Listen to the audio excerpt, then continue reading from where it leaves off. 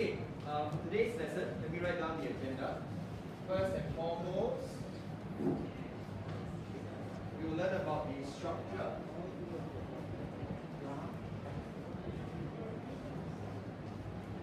So we will recap the structure of nephron.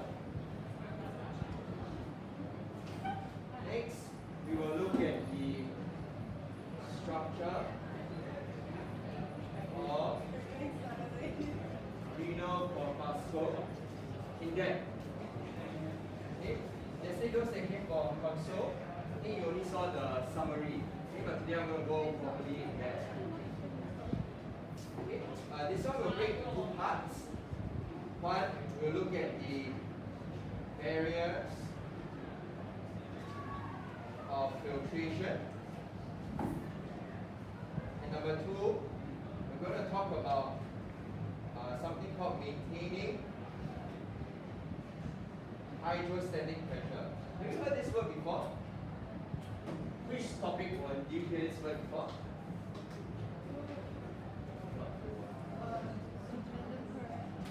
What? The blood flow. Correct, it's blood flow, right? It relates to your circulatory system. Okay, so we'll see how all this comes into play today, and we have some activities and demonstrations. I'll need some volunteers later on, and all of you will be involved in some way. Okay, first and foremost, let's do a quick recap. You go to this page of your textbook, run through with me as we do this quick recap so that we know where we are when we're looking at the renal system.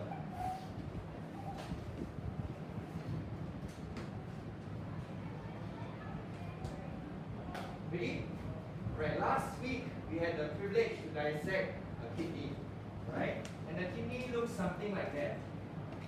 Looks like a bean shape, and then there are blood vessels going in, right? There's one blood vessel going in and another blood vessel going out. Yeah? Okay. What is the name of the blood vessel bringing blood in? Thank you. Renal artery. Renal artery. The blood vessel bringing blood out, the renal vein. Okay? Let's see where these blood vessels go. Right? This blood vessel will go into the kidney, and if you look at some of your diagrams, does this one show the kidney? It doesn't show that clearly, but this blood vessel will branch out to many, many smaller blood vessels. What do we call arteries that branch out a little bit more?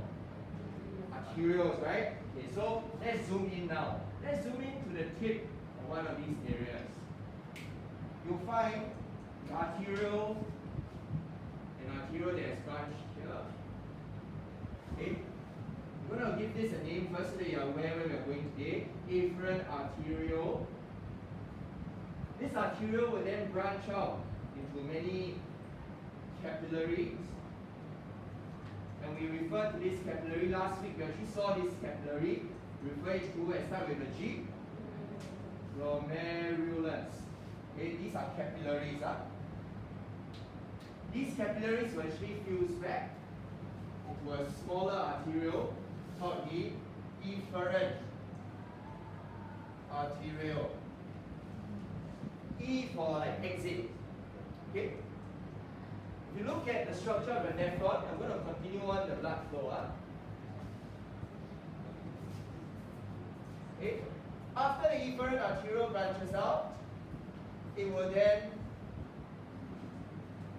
break out into many capillaries again. Okay. In your diagram, you'll see that there's a bunch of capillaries at the top region. I'm drawing the capillaries up here. Okay, you see all the red blood vessels there? Okay, introduce a new name to you. These capillaries are called peritubular capillaries. Okay? These capillaries are found in the cortex region of the kidney. Where's the cortex? It would be, if I were to, I just drawn a dotted line, right? So let me draw a dotted line somewhere here also. Okay? The cortex is the outermost region of your kidney.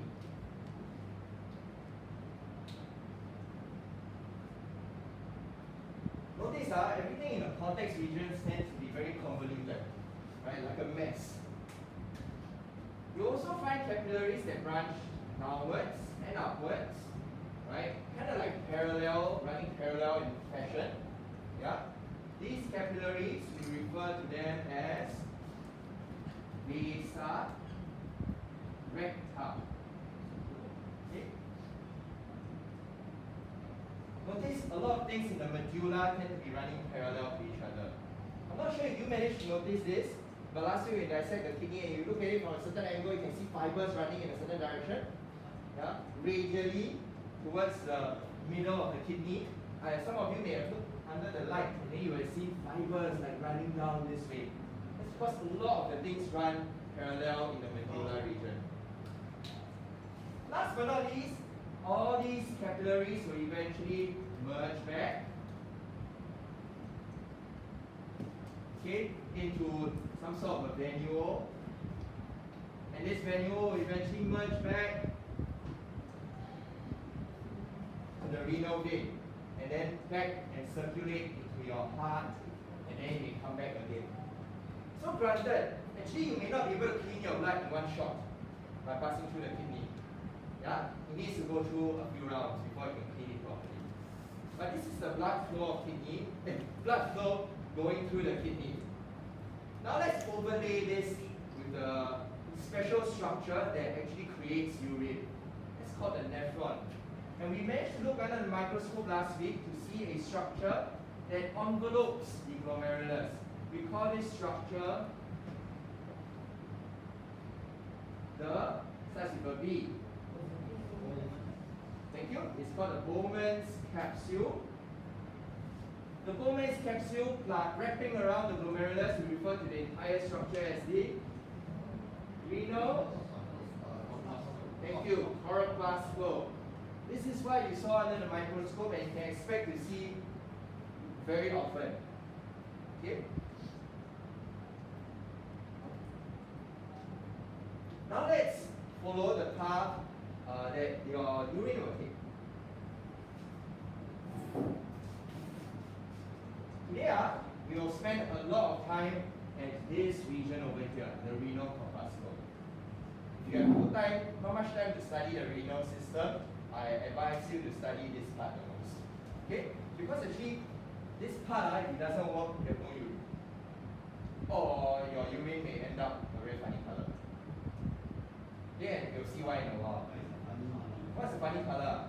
Green, red, brown. Okay, bear with me. I think you have to accept this fact for now, but we'll talk about it in a while. At this region here, the renal corpuscle is where urine is first formed.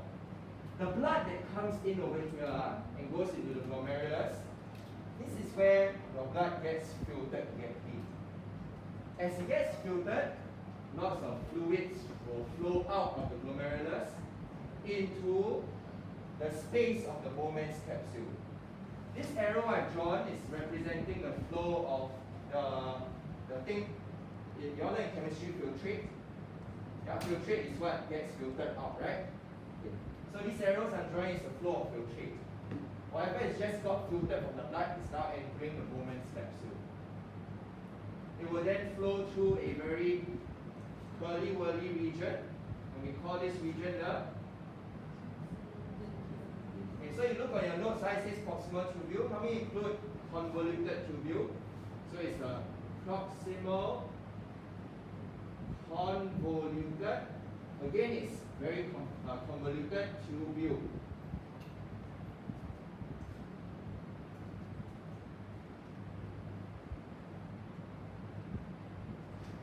You don't exactly need to draw this, you just touch up the diagram over here. But you do double work.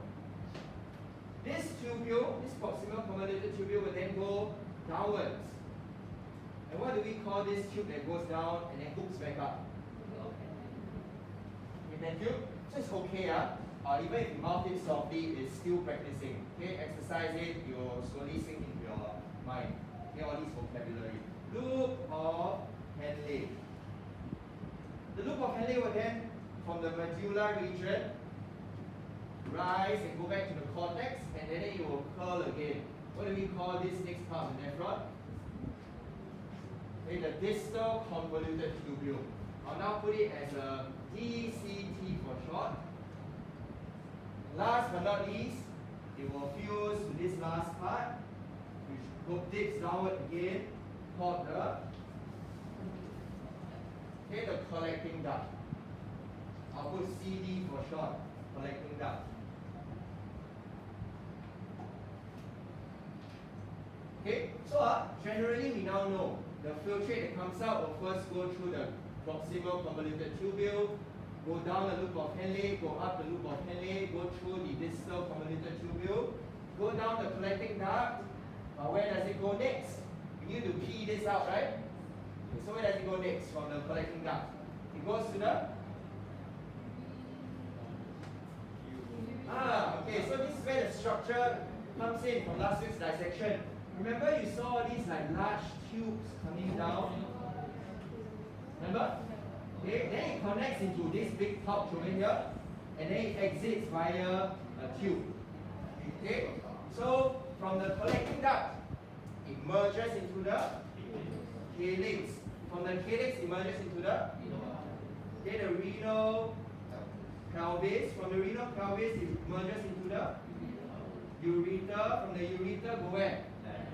Bladder. From bladder, go where? Urethra. Okay, and out of your body. Okay? Hey, urethra, not uterus. Next chapter, we'll go into the reproductive system. That's where you can use ureter. Okay? But in the next chapter, please don't use words like urethra or ureter. A baby cannot develop in the urethra. You just imagine how one baby developed here. Or a baby developed at the urethra. Halfway out already. Yes. Is there a reason why the dog is Say again? Is there a reason why the dog is particular? Okay, right ask, is there a reason why the loop of Henle is in the medulla? Yes. Okay? We will find out next week. The medulla region is where a lot of water is reabsorbed. And the medulla region happens also to be very salty. Okay? Because it's very salty, because of an osmosis, you'll be able to draw water back out very easily. Okay, so by right, if you were to eat a kidney, you go to the medulla region, cut that part and eat, right? By right, it should be quite salty. Okay? I say by right because I've never tried before. Yeah? Okay. So I expect you to be able to describe the flow of blood and the flow of filtrate as one of the core skills of this topic.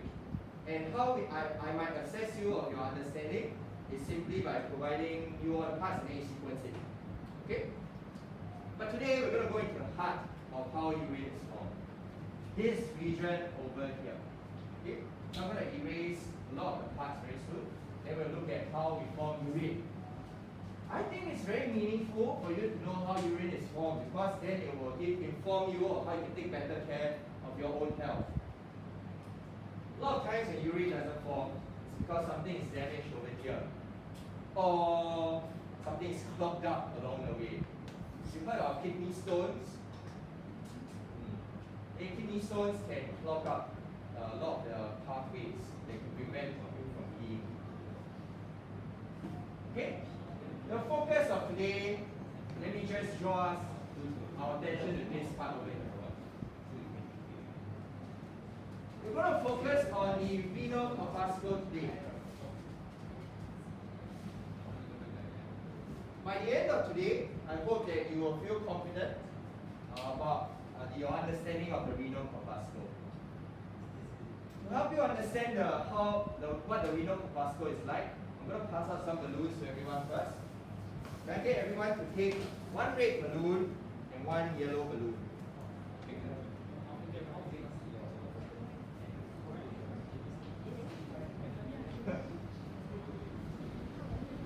If you go online and search kidney stones, right, very shocking. It can look very huge. Imagine trying to pee that out. Yeah, pass it back. Everybody take one. So how, right? Okay, there are two ways to get rid of kidney stones. One is you take some medicine that will help to dissolve the kidney stone. Then you pee it out. Although it will still be quite painful. The other way is that go through surgery. Remove the kidney stone. If you Google, what? Hey, no. You all got learn in chemistry crystallization. Yeah, if you, sorry? Yeah, you could dissolve the kidney stone. Hey, a kidney stone is nothing more than a crystal. Alright? So if you leave it there, this crystal will be like, you all got see a primary school's kind of experiment, put sugar crystals that grow more and more. Alright, 3 more yellow. Okay, 3 more yellow. What else is missing? Yellow.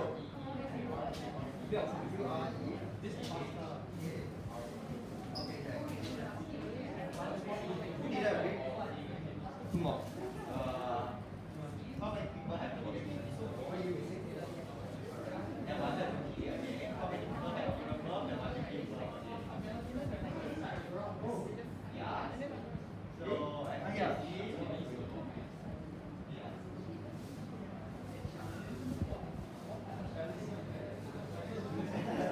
Okay.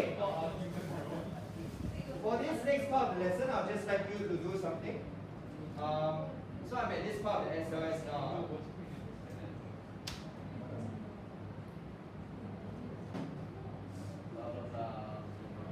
How do kidneys produce urine?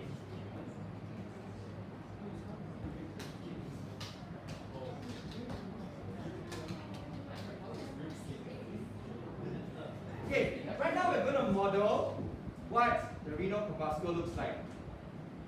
Okay, I don't need you to send me a video. Okay, we'll do it in class and talk to each other. Okay. Here, I have 2 balloons provided to you. I won't tell you what they are, and I would like you to try to model how the renal corpuscle interacts. Okay, the components of it. I'd like you to represent, use this red balloon to represent the Bowman's capsule. Okay? You see that there's an opening over here. Okay? If I say this is a Bowman's capsule, that means this first tube coming out is what tube? Oh. Yeah? This is so fast.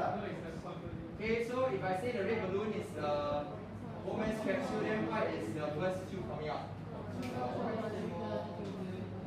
Proximal convoluted tubule. So imagine that this is the nephron, but I cut off over here. Okay? So this is the Bowman's capsule. Next, I'd like you to use the yellow balloon to represent the blood vessel. Okay? Take the first opening of the balloon as the afferent arteriole. Later on, you can create a bundle to represent the glomerulus. Then you can use the sealed end to represent the afferent arteriole going out. Simple. The afferent will later then branch off in the peritubular capillaries. Okay, but our focus is just this part over here. I'd like you now, based on the image you can find in your textbook, which looks something like that. Okay, your textbook's image is very complicated. I'd like you to try to make sense of what you see here and model using these 2 balloons how you think the glomerulus interacts with the Bowman's capsule. Okay, I'll give you now around 3 minutes to try to model what you think is happening. After that, show it to your partner, and then we will show and feature some of your works in the class. Okay? Yes? Okay, your time starts now. Yes. Okay. Oh, the glomerulus is this blood vessel.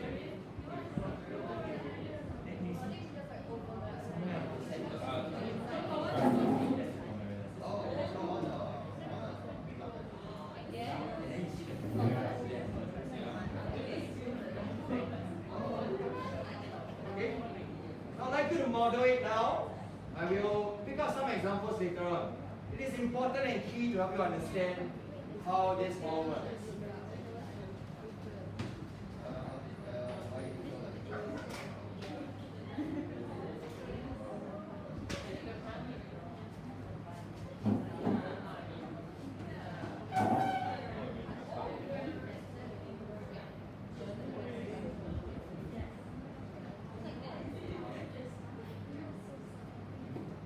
Very good. I see you all really making use of the props provided to you. Okay, some of you are shoving the glomerulus inside. Okay. Are there other? Okay, I see some of you just wrapping it around.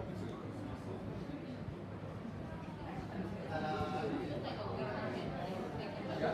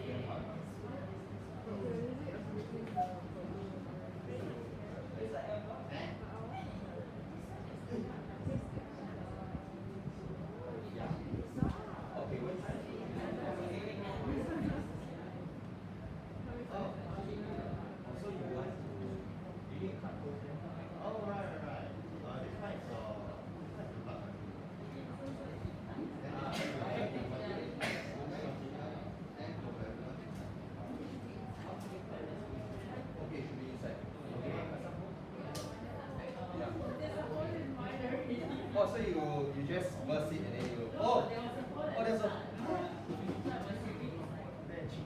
yes.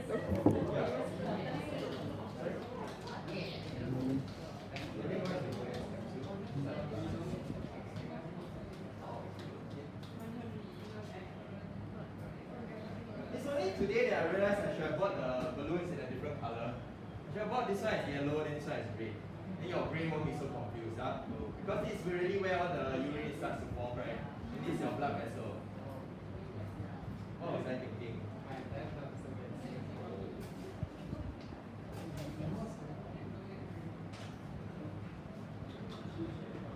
Okay, about a minute more, and then I will feature as many different models that we have in the class.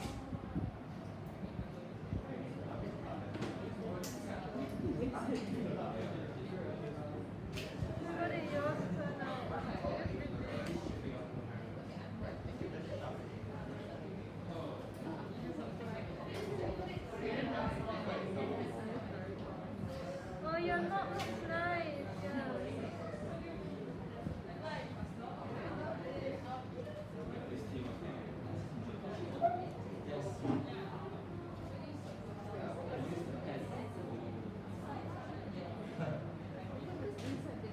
Okay, your time is up. I'm going to go around and then we'll feature some of your friends' work. First and foremost, let's look at Aziz's work. Okay? The Bowman's capsule. The glomerulus is on the inside, so that you can see the afferent and efferent. You see? There is a afferent going in, and then there's this cute efferent coming out. God knows how he managed to put it in. And then just nice to put two vessels going in and out. Very nicely done. Okay? So this is the first model. Yeah? Let me try to draw to represent what Aziz is showing doing with his model. So what he has done is he has this Bowman's capsule, right? He managed to squeeze in the afferent going in. He bundles up into the glomerulus, and then it comes out via the efferent arteriole. Yeah? So this is his model. Okay, anyone created this model too? Okay, I have one here. Ethan also, anyone else? Okay, so we have around 3 that created this model. Right, let's have a look. I'm going to go around and see if there are any other models present. Okay, Yuan, may I borrow yours? Let's look at Yuan's model. We can see the afferent and efferent too. Right, the afferent here kind of disappeared somewhere. It pops out again as efferent. Where is the glomerulus? Okay. Hey, this is interesting. It is not on the inside. Where is the glomerulus? If I open it up over here, you can see over here. Okay, glomerulus is over here. She has created almost like a cup. Alright, so if I were to try to draw what she has done, her balloon goes something like, okay, so her balloon looks something like that, right? And then we see the afferent go in, efferent come out. But we don't quite see what's happening here. Let's do a cross section of the diagram. Can you do a cross section now? Erase this away, cross section. it looks something like that. Right, cross section, right? It slices away. Right, this is what you have seen, right? Then after it goes in, and then the glomerulus, and then it comes back out. Okay? This is what we see over here. The reason why we cannot see it is because it is embedded inside like that. Okay? Did anyone create a model something like that? Okay, a number of you here. Okay, let's go around. Any more models? Ryan, just now I saw your model look. Hey, oh, it also went in. I saw you tie your glomerulus around the nephron like a neck. Oh, okay. Let's look at this model over here. This model involves some cutting. Okay? Here.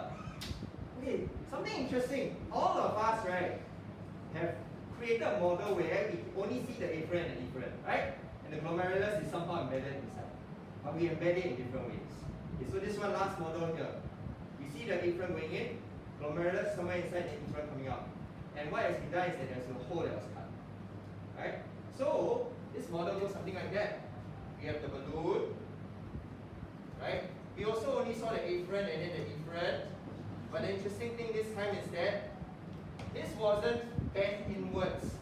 Instead, two holes were simply cut. Okay? And then this is now X-ray vision. I'm going to draw dotted lines because X-ray vision, we are seeing what's happening on the inside and then merges back up. Okay? So actually there are two openings over here that they have cut. Okay, yeah, so that you can go in and come out. Yeah. Thank you. Any other models? Anyone has something different they'd like to showcase in class? Let's look around. Not much, huh? Okay, so we have three models here. Which model does the renal corpuscle is best represented by? So we have A, B, and C. What seems quite embedded? Okay, let's run through the logic of it. First and foremost, let's look at this one up. Blood goes in. Okay, blood goes in. Blood will get filtered over here. The first semblance of urine will come out. Then the urine needs to come out of the proximal convoluted tubule. Somehow it needs to squeeze its way through the blood vessels to come out. And then after that, the blood will flow out through the efferent. This model also implies that the blood vessels are inside the nephron itself. That's it? Yeah? Because if I have to go downwards a little bit more, it's a proximal convoluted tubule, right? If the afferent and efferent went up through the PCT, means that the blood vessels were in the nephron itself. Yeah? Model number 2. This one, after the urine is formed, how will it enter the Bowman's capsule? After it gets filtered, will it just collect into this cup? And then you have a cup that starts to overflow. Oh, and then the urine starts overflowing out. Okay? Last one. This one over here. Blood goes in, urine gets filtered out. Okay? Actually, then it can filter out and then go into the proximal convoluted tubule, right? Then it will go on to the rest and then you can pee it out. Okay, which model do you think best represents how the renal corpuscle and the components interact? A, B, C, okay? Actually it's B. It's not C. There's a barrier. Yeah, okay, so what if it overflows? Okay, here's the thing, this part over here, there are gaps, okay? Okay, there are gaps, alright? So it can pass through. Okay, I scam you lah. Okay, so this cup will not overflow. Okay? Okay? In this one though, actually this is quite logical, right? This format actually still works.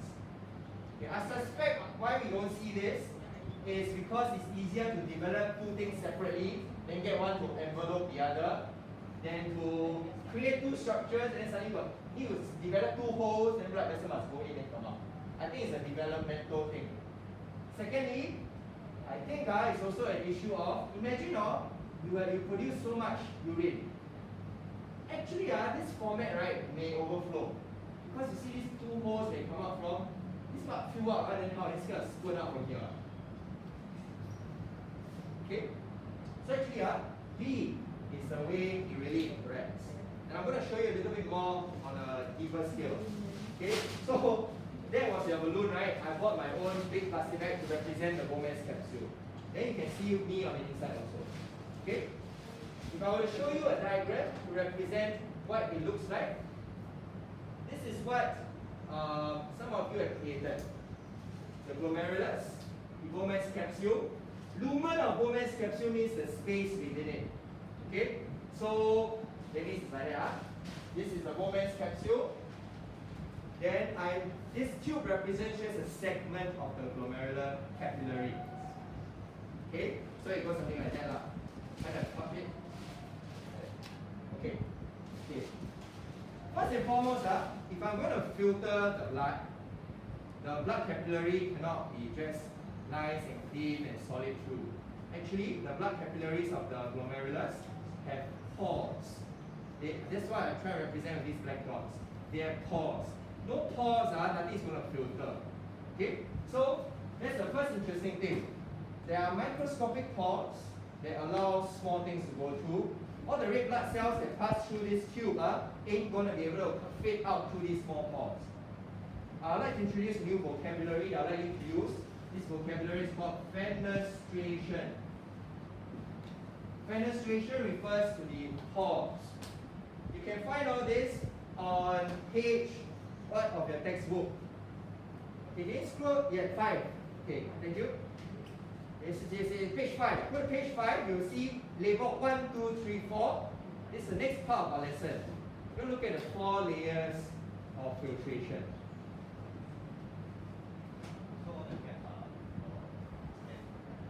Oh, no. These gaps aren't the fenestrations. I'll come to them in a while. Okay, I'm saying these blood capillaries, the red part of it here, actually they are holy. Okay, they have fenestrations. If you refer to, okay, I think I have to show you the page. If you refer to this page, page 5 of your textbook, you can see it over here. Can you see the innermost part over here, the blood capillary comes with many fenestrations. That's why things can get filtered.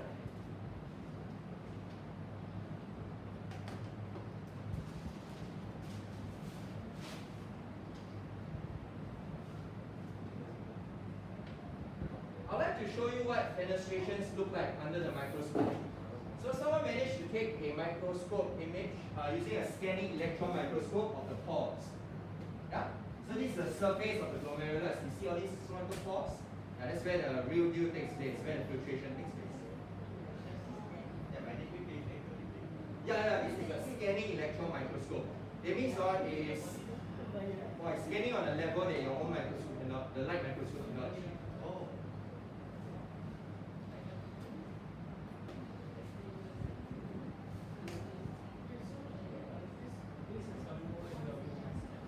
Wrong. Okay, so I need to make this right here.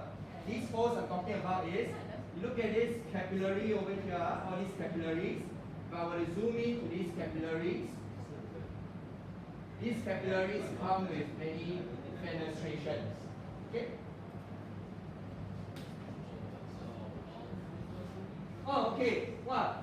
Okay, sorry, this complicated word, Malpighian corpuscle, is just the complicated name for renal corpuscle. So I've amended the textbook so that you don't have to memorize this big word.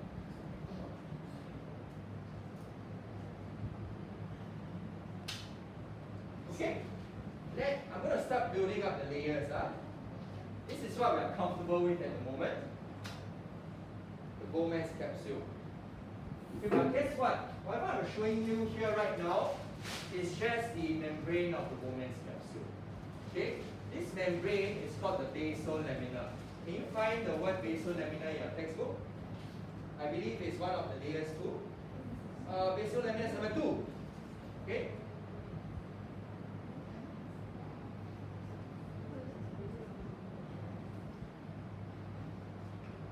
Yeah? So let's try to make sense of the structure now. Ready? I'm going to overlay one more layer. In reality, the the Bowman's capsule is made up of a layer of cells. Okay, I call these cells epithelial cells. So you see, I just added a layer of cells. Okay, just the basal lamina now plus cells. Okay. Yeah. Okay. Next. Okay, I call this layer epithelial cells. Okay, epithelial means on the surface. Surface cells.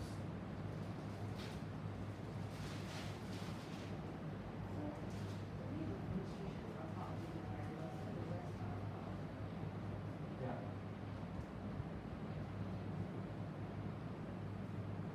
Okay, so what would this look like if I try to model it right now? So let's say now my hands represent the blue cells over here, the blue epithelial cells. Okay? I'm going to go into the Bowman's capsule now so that I can layer my hands underneath. Okay?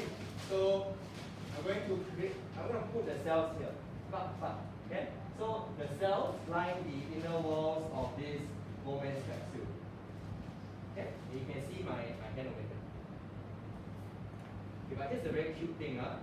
These cells, the blue ones over there, these blue epithelial cells, they don't just hang around like that to form a cup.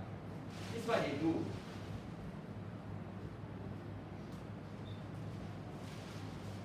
These blue cells don't just hang around like that. They do this, they will wrap around the glomerular capillary. So I'm going to demonstrate it right now. My hands are the blue cells. So where's the capillary? Oh, over here. Okay.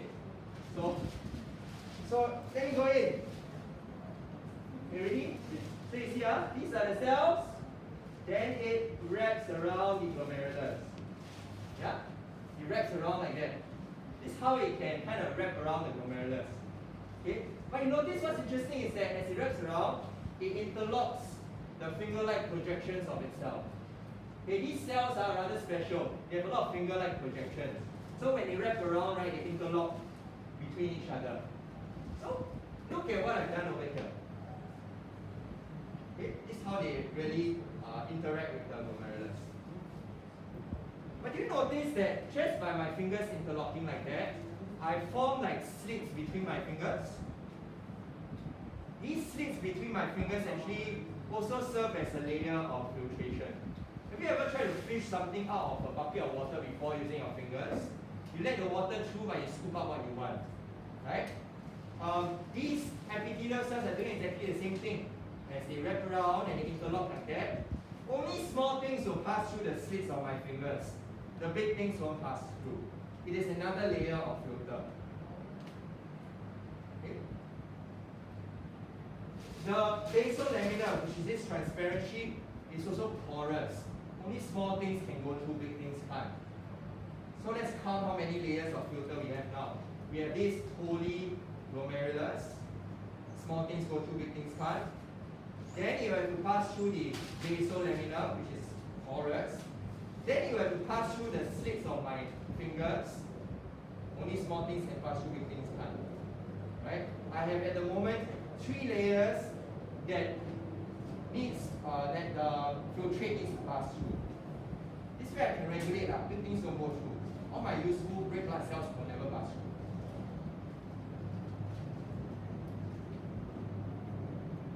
And that's why if you look at the image in your textbook, it looks rather complicated. Yeah? The image in your textbook goes something like that.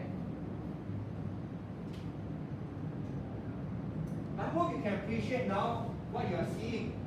Can you see these parts over here? These cells, these epithelial cells, are part of the Bowman's capsule. They are wrapping around and interlocking their fingers to form these slits that allow only small things to pass through, not big things. Supposing you still need a while to grasp how this interacts with each other, or you don't want to, at the very least, understand that there are these layers. Okay? Yes?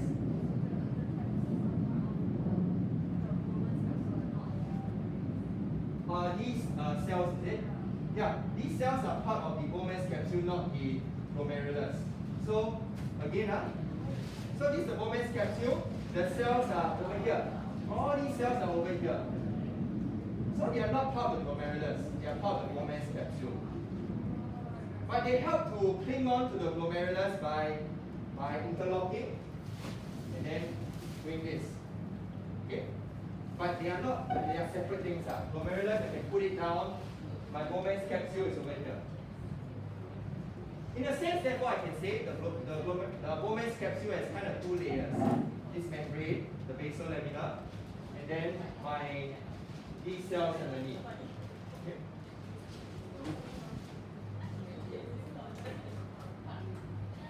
I'd like to introduce the name of these cells now, okay, so that you can use it in your vocabulary. These cells, in your textbook, they call them podocytes.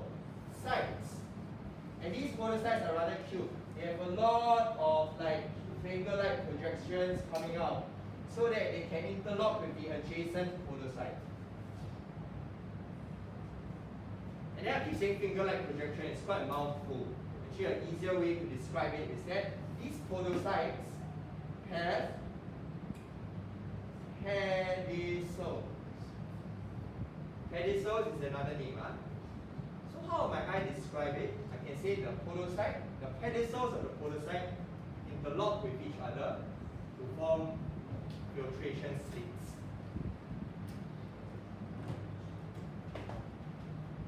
Okay. The pedicels of the podocytes interlock to form filtration slits.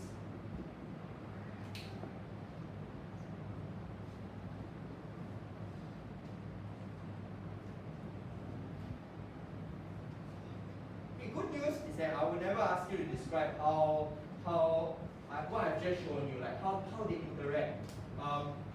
We usually just go to the extent of asking you what are the layers of filtration. So first layer, there's the glomerulus that come with pores, fenestration.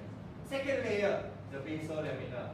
Third layer, the pedicels that interlock to form filtration slits. There is the third layer of filter. But I will not ask you how will the podocytes cling onto the glomerulus. I won't. So what I've just shown you here is to help you appreciate better, because then you can appreciate how kidneys fail. I mean nobody will appreciate that, but then you understand how kidneys fail.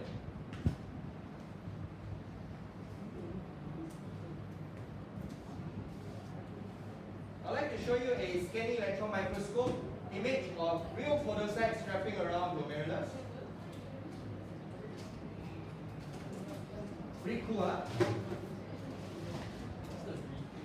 So the green ones are the podocytes, the cells with the finger-like projections coming out.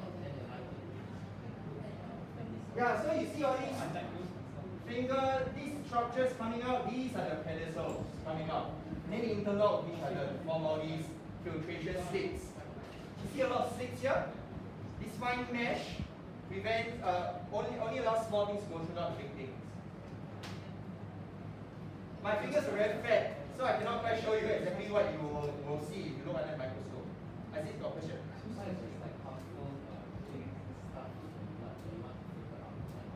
Okay, so how? Let's say you have harmful things and then you want it to get filtered out, right? Oh, but it's big. Okay, this is where it's dangerous. If you have a toxin that is too big, that cannot be filtered, it will stay in your blood system. So some toxins are more toxic than others if it cannot be removed, right? But your body usually tries to break down toxins. For example, actually alcohol is toxic, but your body will break it down so that it can pass through these filters and heat up. Toxic is anything that can infect your body, I'd like to show you now a damaged renal corpuscle. Where was it? Oh. Can you see that part? You can almost still see the podocytes. You can still see the slits over here if you look very carefully. And then you see over here, red blood cells are peeking out already. Yeah? Over here, the glomerular wall has broken down. The podocytes have detached. The basal lamina is also broken. You you can see red blood cells peeking out. What does this mean for you? A symptom of someone with kidney failure is that their urine will contain blood. Make sense? If your filters fail, big things will pass through. You'll start to see blood in the pee. Other than that, you'll start to have a lot of big proteins starting to accumulate inside the urine. The urine will start to become foamy. Okay? A foamy urine means that there's a lot of protein in it. That's why if you ever gone for medical checkup, you'll always do a urine test. Because your urine gives you a glimpse of how healthy your kidneys are. Yeah?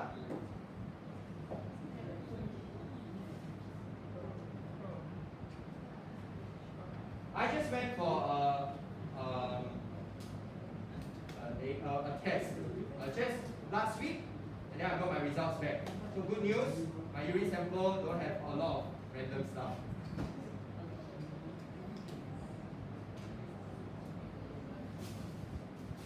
Kidney failure is progressive. It's not like you wake up the next day, boom, gone. Okay? It is progressive. You have millions of nephrons in each kidney. At this point in time, if you're not taking care of your kidneys, you may be losing 100 here, 100 there. But once you lose them, I don't want to reform them. Okay? So take care of your kidneys, because you may have millions of nephrons in each kidney, but you start to lose a lot every year, right? You have less and less and less to form urine. Sorry? Regrow. This I'm not too sure. Yes. Yes, the process and epithelial cells. Okay, so we have covered 3 barriers of filtration. There's actually one hidden barrier of filtration. Right? I'd like to refer you to your textbook. If you look at your textbook, you will see that the final layer of filtration, can you see that red layer between the pedicels of the podocyte? Those are what we call filtration, slit membranes. Okay? Because if you think about it, my fingers interlock, right? What's keeping the fingers from just just coming apart, right? There are slit membranes, kind of like webbing between, frog fingers. Have you seen like frog leg? The frog leg goes like that, right? Or bird ones also. Then after that, there's webbing in between, right? Okay? So there's a membrane, a fine membrane that connects all the pedicels together, alright? So that it doesn't just like fly apart. There's a slit membrane. The slit membrane is also porous, allows small things to pass through but not the big ones. Okay? So today we covered 4 barriers of filtration. Through tests, this is how I might assess your understanding of these layers. You look into your SLS, you will see a sample question from previous years. Look over here. Sometimes we'll provide you diagrams that look like that. A cross section, and we expect you to be able to identify what all the things are. Let me just give one example. Look at this structure over here. Offhand, can you tell me what these green ones over here are? Okay, so this is how I will assess you. I'll show you images, cross-section, and you tell me what the layers are. So if these are the podocytes, that means this dark purple layer over here is the basal lamina. And therefore, these tubes, these cross-section tubes, they are actually the capillaries of the glomerulus. Can you see that the capillaries of the glomerulus come with these holes? These holes are therefore the fenestrations. These pores of my glomerulus. Okay, so this looks like tubes because if these are the capillaries, it's just punching outwards like that. Okay?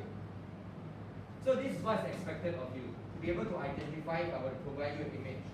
This is the first level of identification. The next level of identification you will see inside your TE. See if I can fish the TE out. If you look into your TE, you can try this question. You will eventually try this question. You scroll down to one of the structured questions. This is the next kind of question I could ask you to see if you understand the levels of filtration. This is a real image of whatever you see under the microscope. Can you identify what's what? The only clue provided to you is that this is a glomerular capillary. So then can you identify the layers? Okay? You can find this in your PE, you'll eventually try this out. But then just offhand up, we try out. If this is the glomerular capillary, that means to say this first layer is part of the capillary, then there's a membrane in between, and then there's these big structures up there. What's what? Are you able to identify?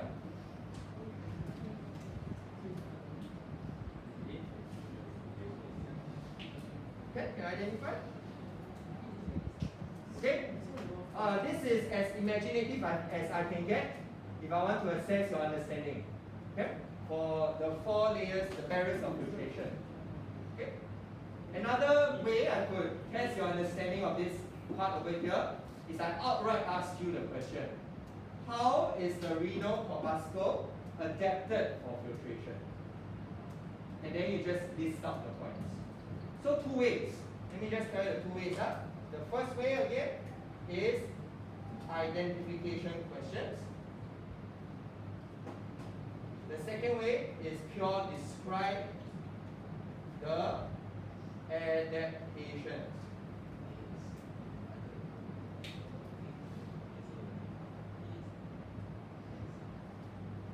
I give you an example over here. Actually, if you scroll down to this particular T, you just scroll to section C. The question is, explain what is required for ultrafiltration to occur. The question is just asking you, can you describe to me what are the layers of filtration? Explain what is required. What is required?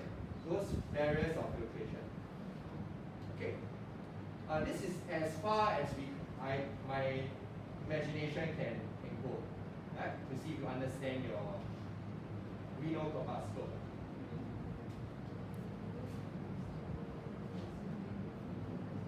So if you feel confident, today go home, you can immediately just try this question as a revision for yourself. Yes? Yeah.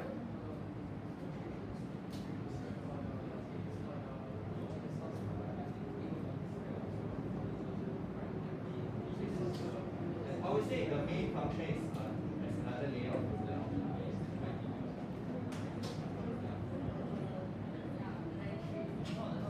Hey, do I have you until 9 or 9:30? 9:30, okay. Yesterday I nearly wrote out 407. Start to back up.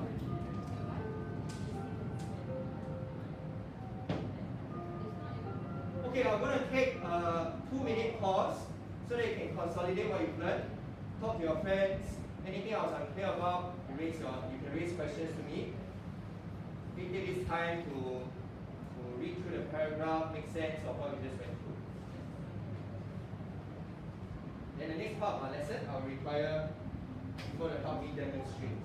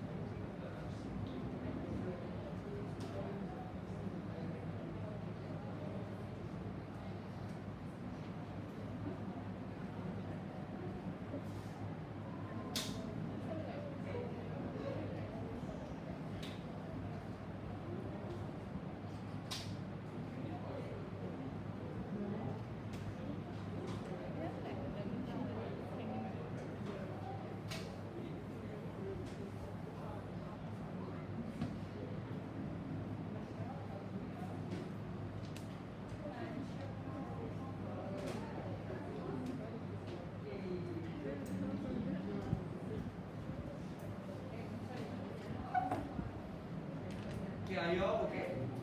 Okay. continue to mangle the balloons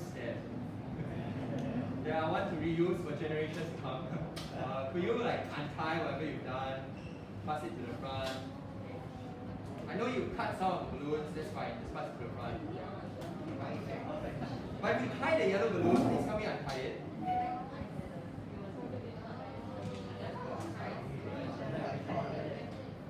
And then pass to the front, help me separate out yellow and red.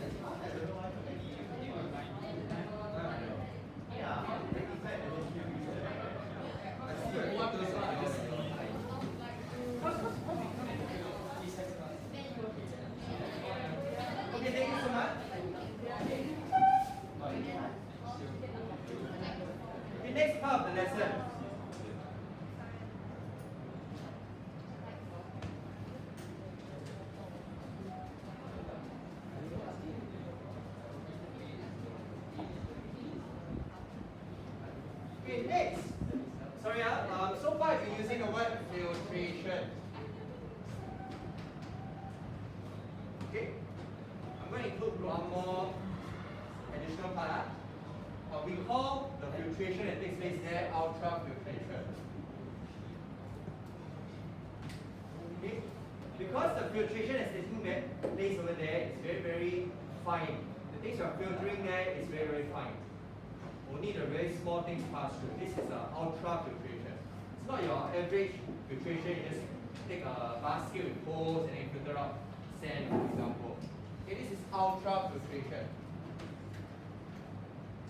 So we've just covered one part of the lesson. Number one, for ultrafiltration to occur, we need the barriers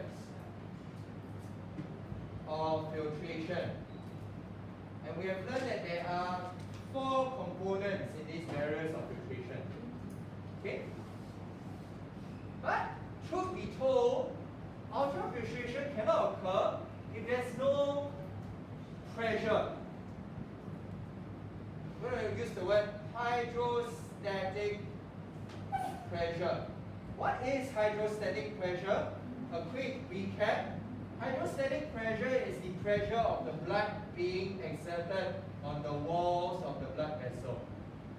Every time the heart pumps, there will be a surge of hydrostatic pressure pushing against the wall of the blood vessel. But this is important because without this pressure, nothing is going to push the filtrate out of the fenestrations. Yeah? You need your hydrostatic pressure there to be high. Then you can filter things. But if you don't take care of your health, your blood pressure too high, it can damage the glomerulus over here also. Imagine one pump, you burst through the fenestrations, then you saw that image over there, blood starts to come out. Okay, blood pressure cannot be too high. And this is where we'll come to the demonstration for today. Just need one person to be part of this demonstration. You will not get hurt, but something will happen to you.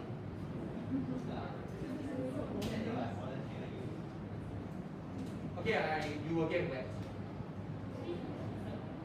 Anyone? Don't mind getting refreshed this morning?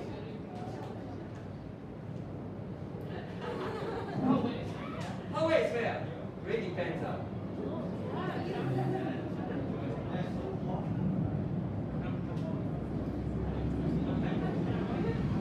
Okay, can I get a volunteer right now? If not, I'm just going to call race number.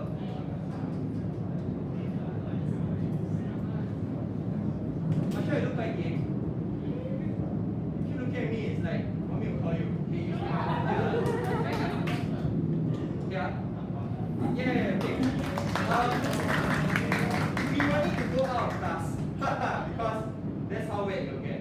Okay, so I will need some of you can see along the corridor.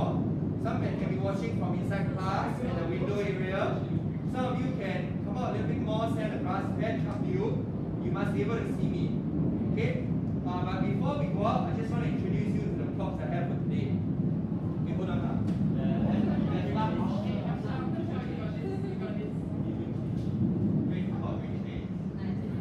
Here I have 3 pumps. The purpose of these pumps, if you ever used them before, is to help to transfer water from one location to another. So let me show you, don't break it up. Okay, so let me show you how this works is this. When I press this, it will suck water up, and then it will funnel the water out this way. Yeah? What? Console what? The console pump. Console pump. For circulatory system, is it? Right, yeah. So this is very good for learning circulatory system because inside here got a lot of valves. Okay? So this is the model I had, but I modified it. Imagine if this is your heart and this is the glomerulus. Okay, I modified it such that let's call it. Okay. So what I modified is that at this region over here, I poke holes. Okay? I poke holes over here. Because glomerulus come with fenestrations, right? So later on we'll see what happens. When Marshall pumps the heart, hydrostatic pressure, then we see what happens at this region. Okay? I created a modified one over here. Here, the glomerulus also comes with holes here, but the difference is that at the output over here, I modify it such that the tube going out is very small. I'd like everyone to predict now what observations you will see between each of the pipes. First pipe, I pump water. What do you expect to see? No, this one don't have. Pipe A, no fenestration. Pipe B is the one with fenestrations in this region over here. What would you expect to see? And pipe C, fenestration, but I modified this one so that the diameter of the capillary here, diameter of the blood vessel here is smaller than the one before the glomerulus. What would you expect to see? Okay? Okay, so thank you, Marshall. Okay, may I just get you to go on now? Can someone take the iPad and do a filming? Thank you.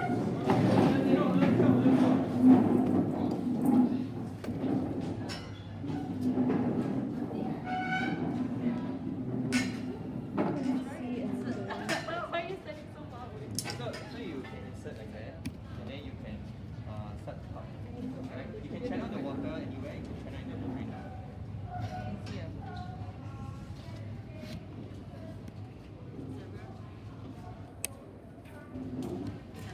Everyone has a good view?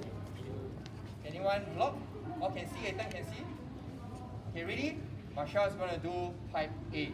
Okay, let's go. Pipe A. Go. Your heart can pump a bit harder. Okay, see? Okay, blood is flowing through. Right? Flowing through all of the capillaries. So far, so good. Let's go to the next one.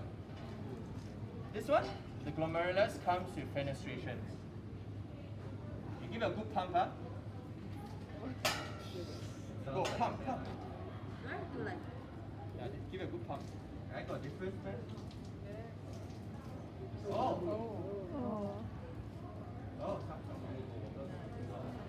Water is coming out, like I don't know. Water coming out? It is. Okay. Like from here. Okay, where there are fenestrations. Okay, a little bit of water is coming out. Okay, last but not least.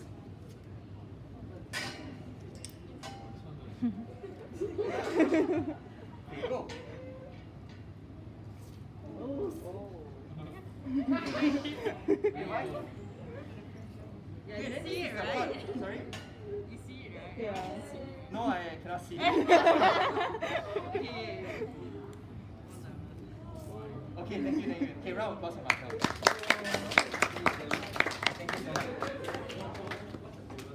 Right now we're going to go back in. We're going to have a look at the blood vessels and we see how this relates to the blood vessels we see in the renal corpuscle.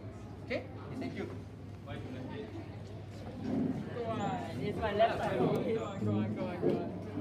Good luck for the class.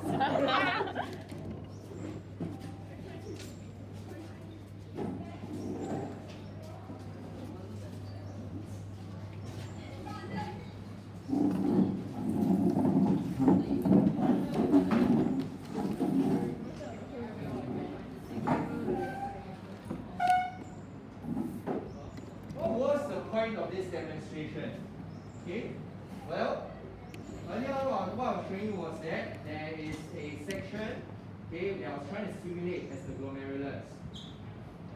And I told you the glomerulus comes with a lot of fenestrations, right? That's how blood gets filtered out with every pump of the heart. The difference between this model and this model is simply the size of the vessel before and after the glomerulus. This tube over here, kind of like that. Before and after, same size of the tube. The difference, the one that Marshall got really sprayed by, before and after. Yeah? You saw the difference it made. You look at the structure of the renal corpuscle now. Can you look at the two blood arterioles going in and out? Do you see a slight difference?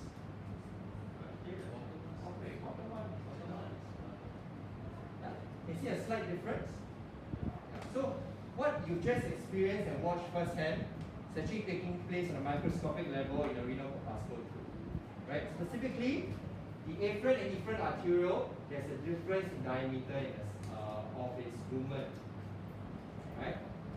The afferent, you know that the afferent is the one going in, efferent is the one going out. So may I ask you now, which blood vessel do you think is the afferent arteriole over here? Which one's the efferent? There's an arrow right there. Oh, it's labeled already. Like right there, there's an arrow going in and going out. Oh yeah lah, but okay. Okay, so you can tell which is afferent and efferent. Number one, by the flow of blood. Let's say I do not provide you the flow of blood. What other information do you have? The size, the thickness of the lumen. Okay, sorry, not thickness, the size of the lumen. Okay.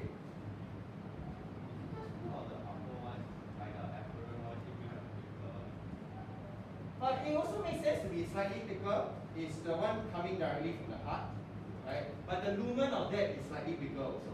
Compared to this one, it's slightly smaller, right? So where we do not provide you with arrows for the blood flow, the next information you can rely on will be the size of the lumen. The efferent will be the one that is smaller or bigger. Okay, so if we make sense of what just happened out there, it would have to be the smaller one. Okay. And so if someone were to ask you why it's important for the efferent arteriole, the lumen, to be smaller in diameter compared to the afferent one would reply and say, it's so that I can maintain high hydrostatic pressure at the glomerulus. Okay, I want to maintain a high hydrostatic pressure at the glomerulus so that I can constantly filter.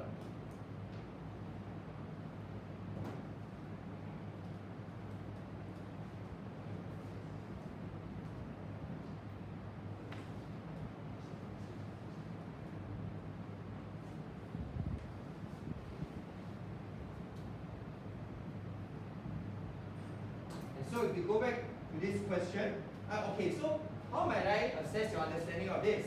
Number one, I could get you to identify the afferent and efferent arteriole just by size. Number two, I could ask you to explain to me what's the significance of having a difference in size. I'll give you a sample question you can find your PE.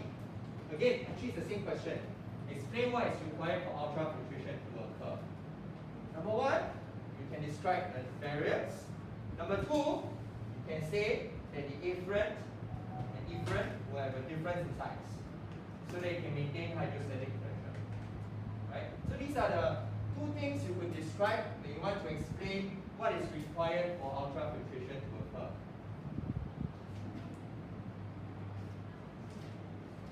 Let me see if there are any other questions that relate to this.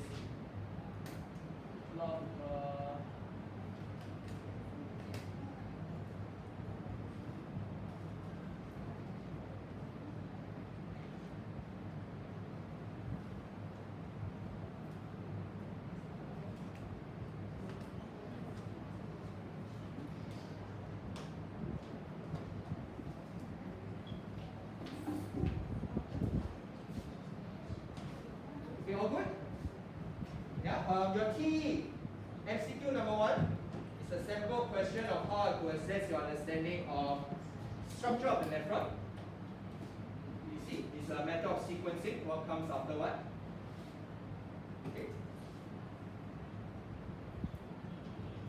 Okay, with that, I'll give you a 2-minute consolidation before we close off today. Okay, so last part, maintaining hydrostatic pressure. Wow, soon we're going to reproductive system.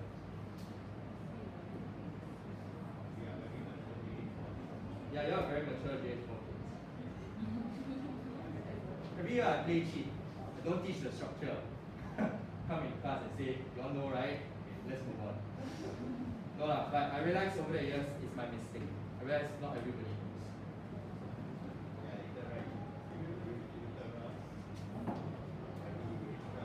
I just remember one year when I'm teaching, right? Then like I can see the face of a student start to change.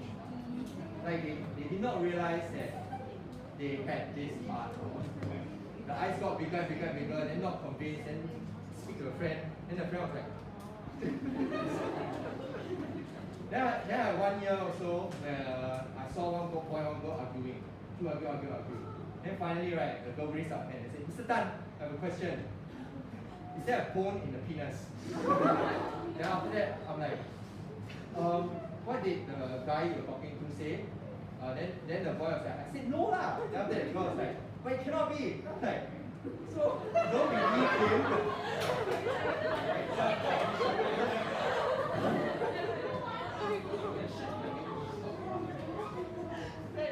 Don't believe the boy. And then a follow-up question is then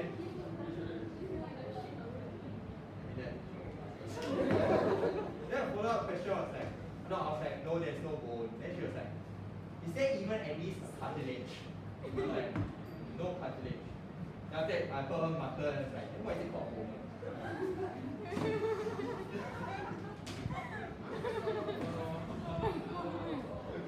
Okay, so in the next chapter, we will start with the structure of the reproductive system. Okay? We're going to close out this chapter next week. Okay, so by next week, we'll complete the renal system. Okay, moving on, we have covered one important part of urine formation.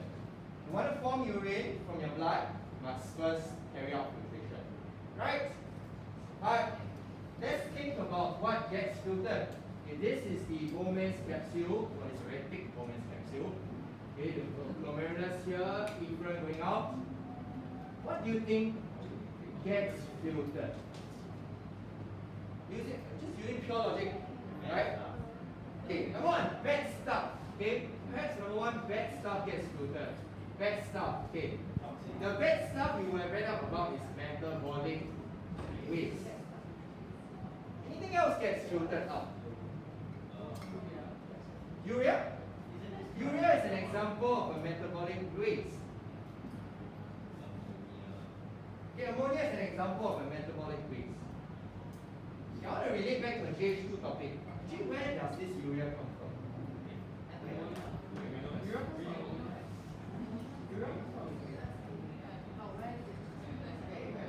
Where does it come from? You all learned this under the topic of digestive system about the liver. Okay? The process was called deamination of amino acids. What does this imply? Okay? This means this, actually all the urea that's found in your pee came from the proteins you ate. Okay? What does this also mean? You eat a lot of proteins one day, right? You go to your pee, right? You'll see a lot of yellow. Okay? So urea comes from the deamination of amino acids. Okay, that's the interesting thing. You notice that if you eat too much glucose, we say it's stored as glycogen in your body. Right? The liver. Eat too much fat, stored as fat, you get better and better.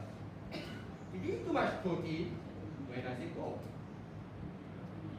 Yeah, actually you eat out. Okay? You do not store extra protein. Protein is always just used as amino acids to build whatever you need to build. So then how do you build muscle? protein good for, oh, maybe that's why when people want to lose weight, sometimes they go on protein diet. Nothing really gets stored, right? It gets, you remove it at the end of the day. So then how do people build muscle, right? So it's not like if I eat more burgers or more chicken, automatically my muscles start to grow bigger, right? I wish it doesn't happen that way. Instead, that's why people exercise. You tear it. So every time you exercise, you feel ache, right? It's because you've done micro tears in your muscles. Then you eat protein, the amino acids will be used to repair these muscles. Then it's like, imagine you snap a rubber band, then after you use more rubber band to seal the two parts that they snap, now the muscle become bigger, right? So that's how you build muscle. But excess protein, excess amino acids do not get stored. You just key it out, okay? What else gets keyed out? Okay, thank God you said water. Okay. See, if you never say water, right? Tell me how you just key out urea. Okay, water. Water is something you definitely will key out. But of course, less or more depending on how much water you drank or how much water your body currently needs. What else do you think gets keyed out? Sugar? Do you think sugar gets keyed out? Yeah, doesn't mean you're Sugar doesn't mean you're diabetes. Just one of the symptoms. Salts. Today I have a question. What do you think? What do you think is retained in the blood? Right? What is retained in the blood?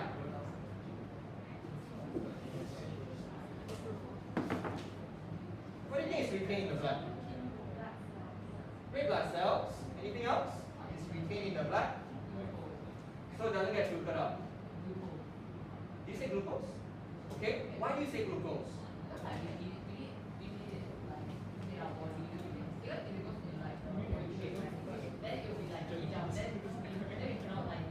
Okay, fair enough, right? Megan says, shouldn't we keep glucose in the blood? Don't let it filter through. Make sense? Because after all, and if not, I eat a cupcake, right? And next thing I know it's my urine. Very wasted, right? What else should I keep inside my red blood cell? Like inside my blood? Prevent from getting filtered. Okay, oxygen. Anything else? Water. Okay, you still need to keep some water. Drink water. Anything else? If you say glucose, you might as well say all the nutrients that you require. Right? The nutrients that you eat. Okay, here's the unfortunate truth. This filtration barrier does not discriminate, does not differentiate between what's useful or not. You cannot tell. So actually, all of these fellas, glucose, nutrients, will also pass through. In fact, sugars will pass through, amino acids will pass through, nutrients will pass through, lots of things will pass through. We have a problem here. Okay? But that leads us to step 2 of how urine is formed. Because when you form urine, you don't just filter. You need to, number 2, selective reabsorption. Make sense? From the proximal convoluted tubule all the way to the collecting duct, its main purpose is to reabsorb everything we find useful. Because actually, everything big, everything small, good or bad, actually ended up in the urine. The purpose of the nephron is to bring back the good stuff, leave the bad stuff behind. Yes? So if you don't eat, you only drink water for 1 week, you drink water. They write us, if you do not eat and you only drink water for 1 whole week, does that mean that the only thing that activity gets filtered through is water? Then you can drink your own tea? I don't think so. Oh, okay. I to agree with this. Your body will still produce some metabolic waste even if you're not consuming anything. For example, when you start to starve yourself, your body will start tapping into its inner reserves. It starts breaking the fats down that you have already stored. It will start breaking down also eventually. Those famished starved people, the muscles also start to break down. They start to break down the proteins in the muscles. You will produce metabolic waste. So actually, not advisable to drink your pee. If you really have to drink your pee, I think you have to go back to a JH403 topic. We have to do distillation. Do simple distillation. Maybe you can do crystallization, get all the urea and you drink the remaining pee. New water. New water. Osmosis. I never drink new water. Okay? Therefore, we are going to do this little task before we come back in our next lesson. In our next lesson, okay, if you look into your textbook, this is the homework I'd like you to complete. You scroll down, I'd like you to read pages from section 6.2.2, selective reabsorption along the nephron. Page 7, page 8, and page 9 talks about what gets reabsorbed in every part of the nephron. Your homework is to help me make, not help me, help yourself.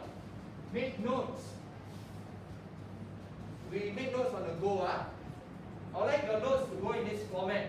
Draw a table. Your table should go something like that. In the first column, in the first row, I'd like you to write down all the parts of the nephron. Number 1, starting with the PCT, followed by the loop of Henle, followed by the distal convoluted tubule, last but not least, the collecting duct. Then I want you to separate it into 3 rows. First row, I'd like you to look at what is reabsorbed. Okay, I'd like you to find the information.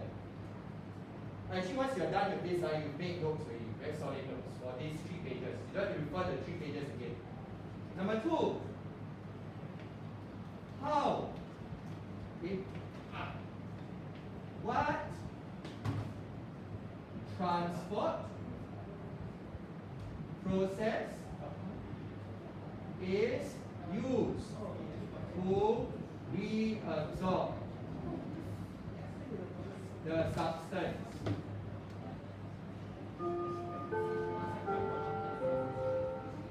Last but not least, how is this part of the nephron adapted to absorb the substance? Feel free to work with your friend to complete this table. But once you've completed this table, you've actually created quite a good summary for these 3 pages. Our time next week in class will be to run through what you have extracted out. We'll just double check with each other.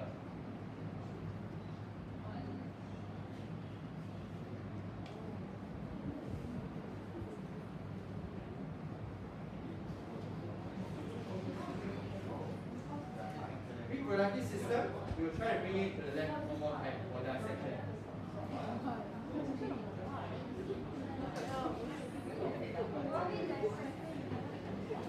You'll be dissecting a reproductive organ.